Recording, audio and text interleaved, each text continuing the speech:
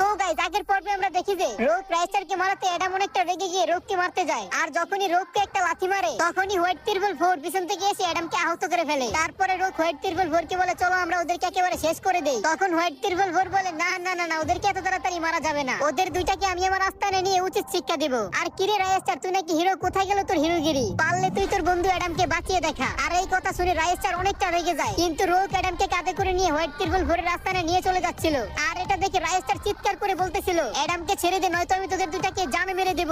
এই কথা শুনে হোয়াইট ত্রিপল ফোর বলে তুই আমাকে মারতে আসবি? আচ্ছা ঠিক আছে, আমিও দেখবো তুই কি করে আমাকে মারোস। আর তুই যদি আমাকে মারতে না আসোস তাহলে তোর বন্ধু অ্যাডামকে আমি জানে মেরে দেব। আর এই কথা বলে অ্যাডামকে নিয়ে হেলিকপ্টারে উঠে যায়। আর হেলিকপ্টারে উঠে রোক অ্যাডামের বুকে পা দিয়ে চেপে ধরে রাখছিল। আর যখনই হেলিকপ্টার স্টার্ট করে দেয় তখনই রাইস্টার দৌড়ে চলে যায় হেলিকপ্টার ধরার জন্য। বন্ধুরা তোমাদের কি মনে হয় রাইস্টার কি পারবে অ্যাডামকে বাঁচাতে? সেটা দেখতে হলে অবশ্যই ভিডিওতে লাইক আর সাবস্ক্রাইব করে দিয়ে পার্ট 8 কমেন্ট করো। বন্ধুরা লাইক সাবস্ক্রাইব করতে ভুলো না।